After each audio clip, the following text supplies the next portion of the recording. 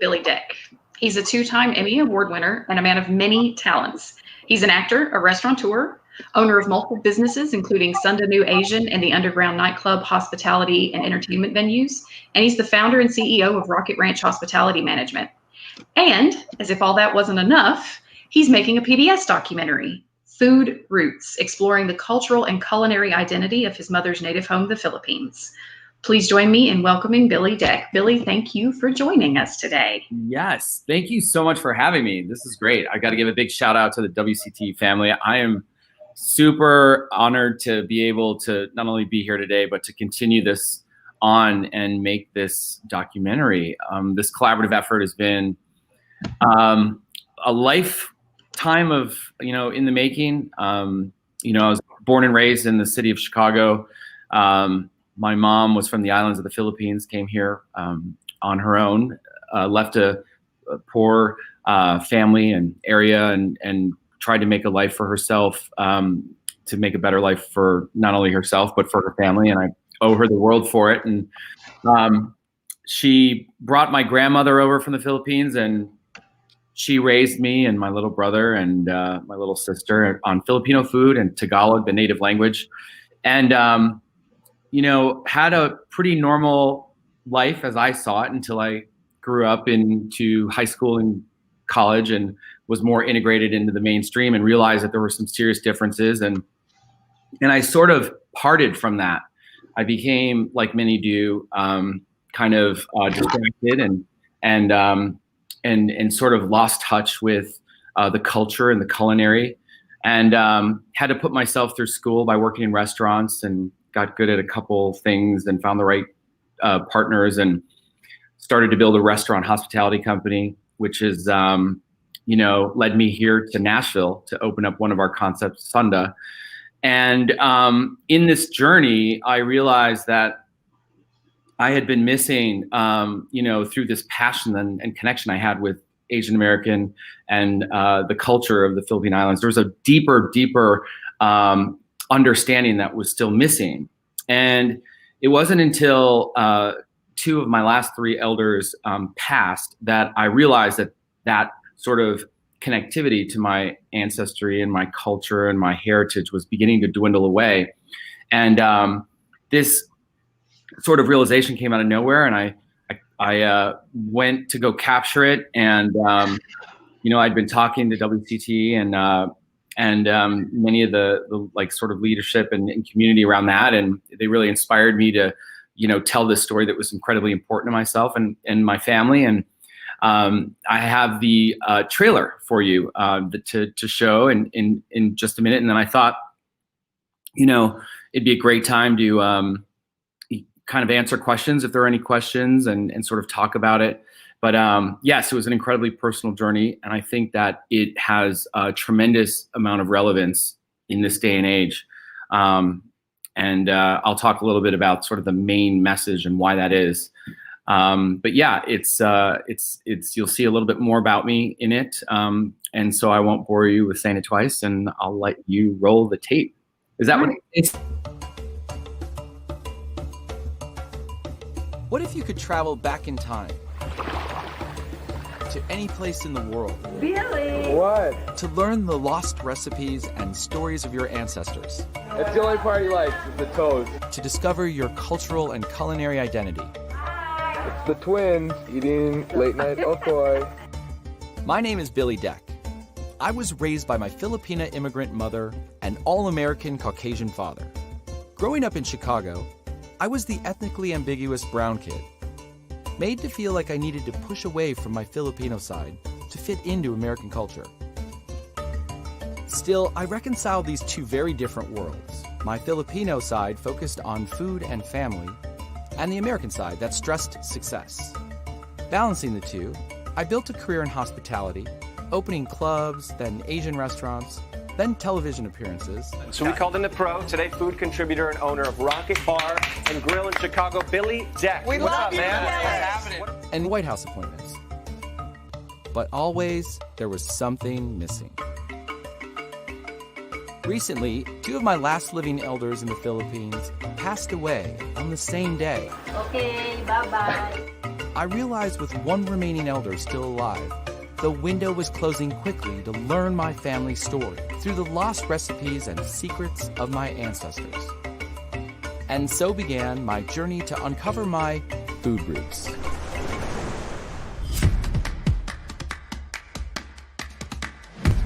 Across the Emerald Islands of the Philippines, I adventure out by plane, boat, jeepney, motorcycle, and on foot. I want double with egg. Seeking to find my family and distant elders. I saw you when you're still 7 or 8 years old. For culinary discoveries, recipes, family feasts, weddings, and reunions. She's pretty. She's the prettiest Lola? Yeah. Uncovering how my family gathered, cooked, ate, and lived. Oh, yeah. All to understand my cultural and culinary inheritance. Your grandfather, Monigo, is a very good man. Okay, let's eat. Ultimately learning that the arc of my life was actually set on the other side of the world decades ago when I was 3. That's me, right there. At the passing of my namesake and grandfather, Monaco Bumulong. His motto was, you don't know who you are or where you're going unless you know where you're from. So these are snails. This is something our family's been cooking for a long time. And this is your specialty. That's awesome. I'm actually pretty scared. Come on. Join me on the journey that is forever printed on my heart. Food, Roots, Philippines.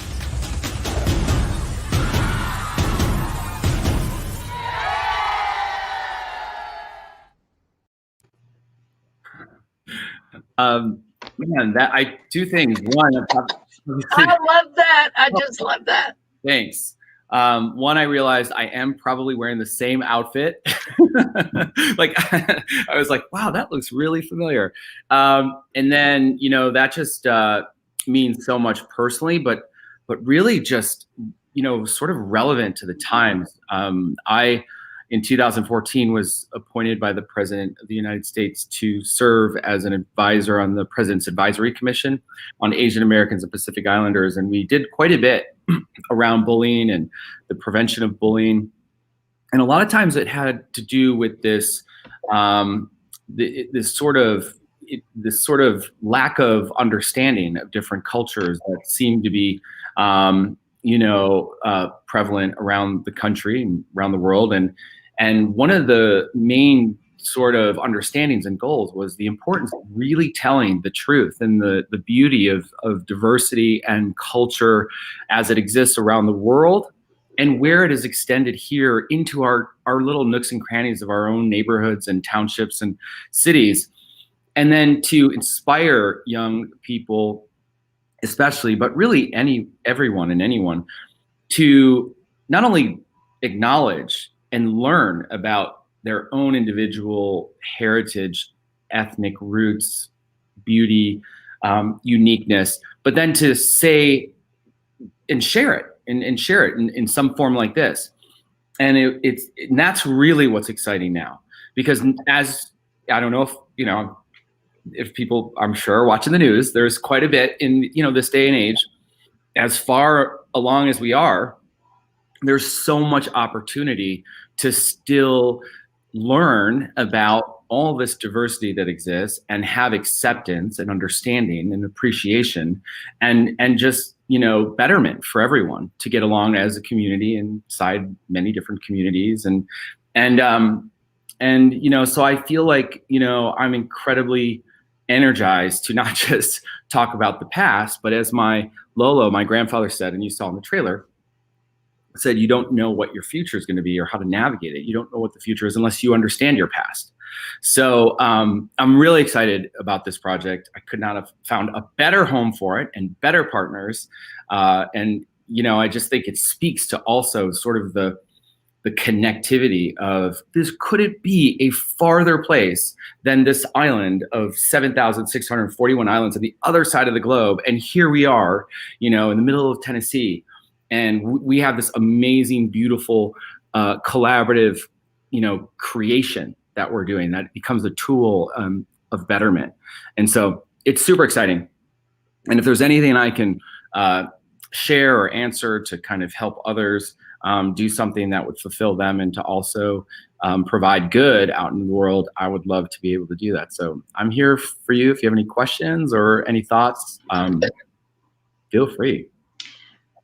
Well, so I wanted to remind our viewers that we are taking questions. So whether you're watching on YouTube or Facebook or through StreamYard, you can just pop in a question. We'll get the comments and Billy will be happy to answer them.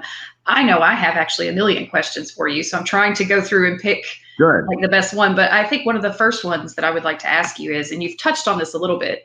So your aha inspiration moment for this was because you realized you were losing your elders. You were losing them and losing this opportunity.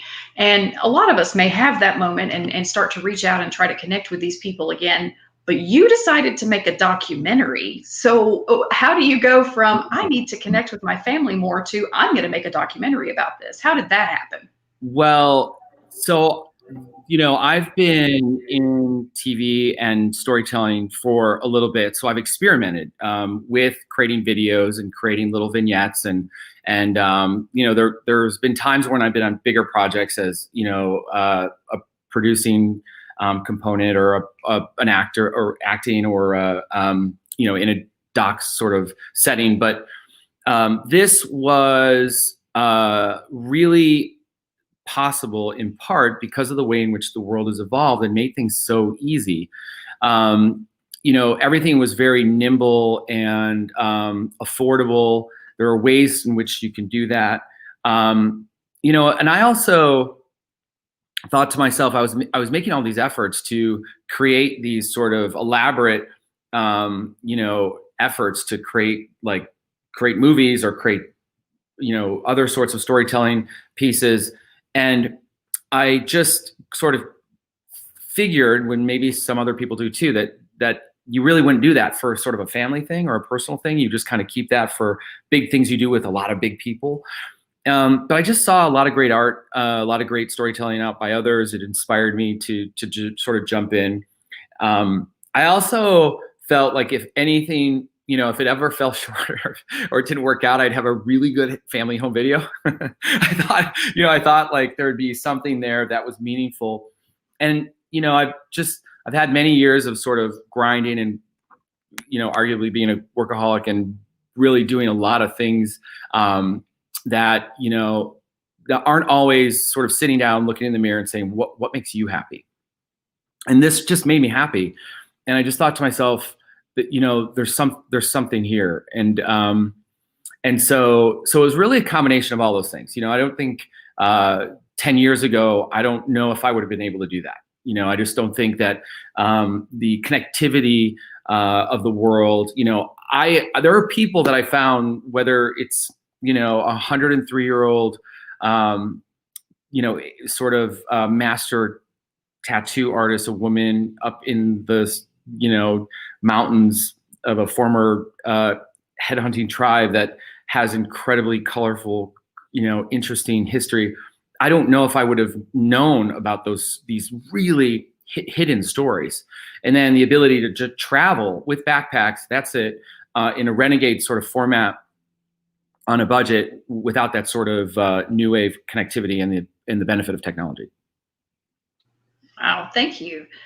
So we do have a question from Bobby. What is one of your most unexpected experiences in filmmaking? I think the understanding now being in post, sort of the, and I don't know if this is a bad thing, but it was a surprise because I wanted it to be really organic and authentic. It was real. Like that was a real, capture. And I wasn't concerned about scripting or planning. All I wanted people to do was understand and connect. And what I've learned through storytelling and even acting and sort of not acting is you can sort of, the eyes are the window to your soul. And so I really went out and organically just went for it. And the crew was amazing to capture it. But as I come back, you realize that you're like, wow, I didn't really script this out. It's so organic that it's not like it's a surprise, to answer your question, to see the benefits of really doing pre-pro at a pre-production and mapping and almost sort of scripting in advance, if that's what you want to do. And there's probably a lot of reasons to do that. I just made this particular decision, and I don't think it was the wrong one. I just think it was a big surprise afterwards to see what that decision meant. Very interesting. So we have another question from Laura. You're a man of many hats, literally. How do you prioritize your creativity? Or how do you prioritize creatively? Sorry, I misread her question. Yeah, it's very hard because I do have roles and commitments with businesses that seem fun, whether they're restaurants or a marketing events creative company like Coact, which we launched like a year ago, and we do really creative things for clients. And then there's personal creative like this doc. There's so many things that I have to really prioritize. So this is a really great subject, and really aggressively figure out, how to manage, whether it's time, effort, collaboration, delegation. There's a lot of things to actively manage, again, I guess to the last question, aggressively in the moment so that you can do all these things at once. And I'm not saying I do them all the time and I do them all successfully, but that has really been part of my process, and really good people around me. Like, I could not do any of the things that I do without really amazing people that I've found to, trust over time and work together, and we have a shorthand. It's when you find people that you trust and they care about, you succeeding and getting to this vision. It's incredibly, it's a make or break in some cases when you're trying to scoop all these things on top.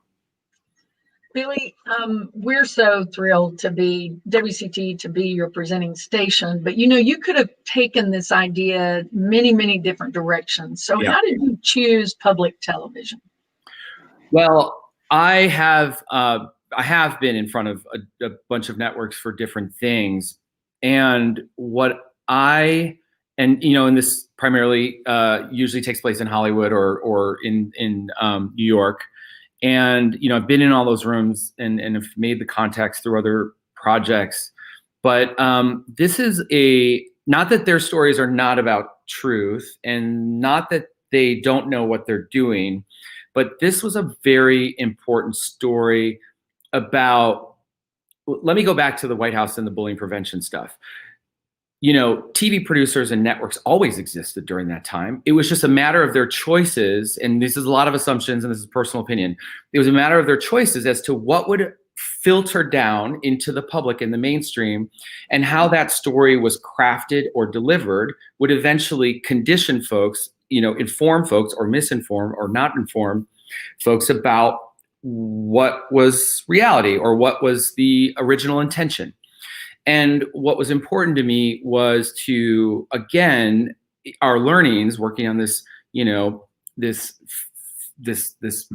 task force, the White House Bullying Prevention Task Force, which was a collaboration between the Department of Justice, Department of Education, and the Department of Health and Human Services, was, it was really about the truth. It was really about just saying, these things are beautiful and let's tell them truthfully. And what I felt about PBS, I got to give a shout out to one of the people that served on the commission with me was Bill Amata. And Bill Amata turned me on to, he served and did quite a bit to always support PBS. And he turned me on to it. And it opened my eyes, because I felt like it reinvigorated and ignited my own memories of PBS, especially in my early years, because it really taught me. Like, I learned a tremendous amount. And I think anytime you're learning from real content, there's an honesty there. There's a true, accuracy, and that was important. That brought me to the table. I also, came to Nashville, and I wanted to bring Southeast Asian cuisine and culinary culture through Sunda here and to, Tennessee. And, I did that for a reason. I thought it was important to keep sharing and spreading important truth and, really wonderful story. And so why not keep doing that? And why not find someone here instead of going back to PBS in Chicago, which is iconic, or at least for me growing up there. And then I met the whole crew here at WCTE, and we were just like, best friends immediately. And it was really wonderful. And it couldn't have been more supportive. And we have work to do still, and we're going to do it. And it's been great. And I couldn't be in better hands because, again, this is a community collaboration. And it's about, this is real truth that exists, and it has relevancy today. And with all of that, you just need good hearts and, good work and a great story, a great product will come out of it because of that. And so that goes that route. Thank you.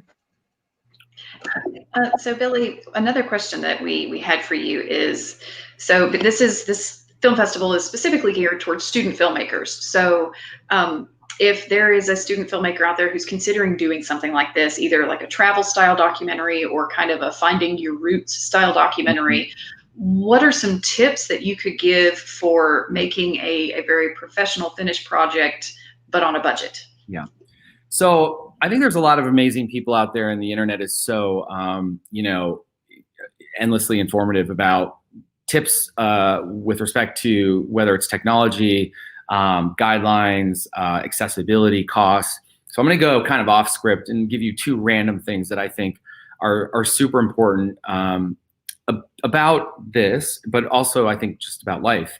One is, and you're going to, is just start and getting on camera, like getting, especially even if they're not going to be in front of the camera, just start filming, start telling story, because you're going to see through experimentation, through evolution, just learning, education, trial and error, you're going to start seeing what the obstacles, challenges, opportunities are, and then how to tweak your muscles and your efforts and your relationships and your resources to help that really unique vision in your head kind of replicate and come alive, because it's hard to do, and you need some time to work that out. It's like anything else that you do. So a lot of times I just tell people to start, like just to talk about a dish that you're making, talk about a family story, and you'll see what I mean.